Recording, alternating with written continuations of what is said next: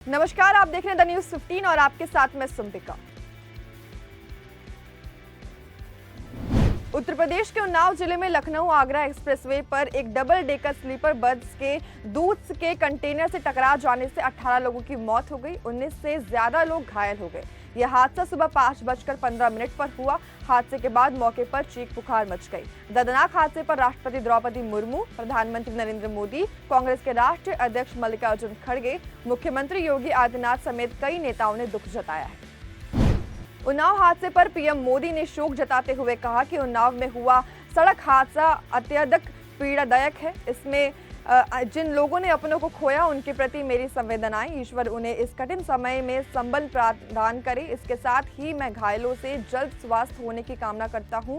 राज्य सरकार की देखरेख में स्थानीय प्रशासन पीड़ितों की हर संभावना मदद में जुटी है। साथ ही पीएम मोदी ने आपात राहत कोष से मृतकों के परिजनों को 2-2 लाख रुपए और घायलों को 50,000 रुपए देने का ऐलान किया है।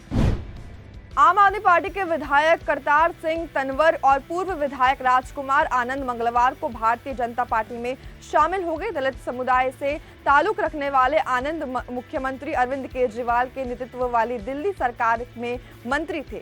आबकारी मामले में आप संयोजक की गिरफ्तारी के बाद उन्होंने पार्टी छोड़ दी थी।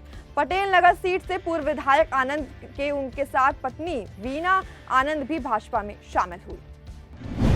महाराष्ट्र में मुंबई के वारली में हिट एंड रन मामले में कांग्रेस और शिवसेना मुख्यमंत्री एकनाथ शिंदे की सरकार पर आरोप को बचाने और मामले को दबाने का आरोप लगाया। इस मामले में मुख्य आरोपी मिहिर शाह के पिता राजेश शाह एकनाथ शिंदे की शिवसेना में पदस्थ नेता थे। इस घटना के बाद बुधवार को शिवसेना ने इस मामले में एक बड़ा फैसला लेते हुए राजेश शाह को पार्टी के उपनेता पद से हटा दिया। राजस्थान की भजनलाल सरकार का पहला पूर्ण बजट आज पेश हुआ। डिप्टी सीएम एवं वित्त मंत्री दिया कुमारी ने विधानसभा में यह बजट पेश किया। करीब 3 घंटे के बजट भाषण में दिया कुमारी ने प्रदेश के विकास और आमजन को राहत देने वाले कई बड़े ऐलान किए। इनमें आगामी 5 साल की 4 लाख नई भर्तियां करने, नई पर्यटन और युवा नीति लाने समेत कई बड़ी योजनाएं शामिल हैं। राजधानी दिल्ली में 2 डिस्ट्रीब्यूशन कंपनियों ने बिजली की कीमतों में इजाफा किया। बीएसआईएस राजधानी पावर लिमिटेड यानी कि बीआरपीएल और बीवाईपीएल द्वारा संचालित क्षेत्रों में बिजली की कीमतों में इजाफा किया गया। बीवाईपीएल में अंतर्गत आने वाले क्षेत्रों में टैरिफ में 6.15% की बढ़ोतरी देखी गई। वहीं बीआरपीएल के इलाकों में 8.75% की बढ़ोतरी हुई है। तीसरी distribution company Tata power Delhi distribution limited के दाम में कोई बदलाव नहीं किया गया। मध्य प्रदेश सरकार के बेड़े में नया जेट विमान शामिल होगा। नए जेट विमान खरीदने की मंजूरी मोहन कैबिनेट ने दी है। आज बुधवार को कैबिनेट बैठक में कई अहम फैसले लिए गए। बैठक में लिए गए फैसलों की जानकारी देते हुए नगरीय विकास मंत्री कैलाश विजयवर्गीय ने बताया कि हर जिले में पीएम एक्सीलेंस कॉलेज खुलने वाले हैं। 14 जुलाई को इंदौर में आ रहे गृह मंत्री Amit Shah PM excellence college का उद्घाटन भी करेंगे। देश में बाल विवाह पर रोक लगाने की याचिका पर सुनवाई पूरी हो गई है। सुप्रीम कोर्ट ने याचिका पर फैसला भी सुरक्षित रख लिया है। कोर्ट ने कहा है कि बहुत महत्वपूर्ण मामला है। जागरूकता पैदा करने के उद्देश्य से कार्यक्रम और अव्यवस्था में जमीनी स्तर पर बदलाव नहीं लाते। सीजेआई डीवाई चंद्रचूड़ ने बेंच ने केंद्र से पूछा कि एफआईआर दर्ज होने पर एक पहलू है, लेकिन सामाजिक स्तर पर क्या किया जा सकता है। मध्य प्रदेश के मंत्री प्रहलाद पटेल की पीआरओ पूजा थापक ने खुदकुशी कर ली। मध्य प्रदेश के जनसंपर्क में पूजा थापक क्लास 2 अधिकारी थी। गोविंदपुरा थाना इलाके स्थित अपने निवास पर खुदकुशी की उन्होंने। साथ ही पति निखिल विज्ञान एवं प्रौद्योगिक विभाग के सहायक संचालक हैं। पूजा का पति निखिल से विवाद चल रहा था। विवाद के बाद दोनों में तनाव चल रहा था। पूजा की 2 साल पहले शादी हुई थी। दोनों का 1 साल का बच्चा भी है। हाईकोर्ट ने हरियाणा सरकार को आदेश दिया है कि शंभू बॉर्डर पर की गई बैरिकेडिंग 1 हफ्ते में खुलवाई जाए। इस दौरान कानून व्यवस्था बनाए रखने की जिम्मेदारी हरियाणा और पंजाब दोनों सरकारों की होगी। वहीं आंदोलनकारी किसान प्रशासन की तरफ से चिन्हित जगहों पर आंदोलन कर सकते हैं। हाईकोर्ट ने किसानों को कानूनी व्यवस्था बनाए रखने की नसीहत भी दी है। कोर्ट ने कहा कि अब शंभू बॉर्डर पर महज 500 प्रदर्शनकारी है। इस मामले में अब यह हाईवे खोला जा सकता है।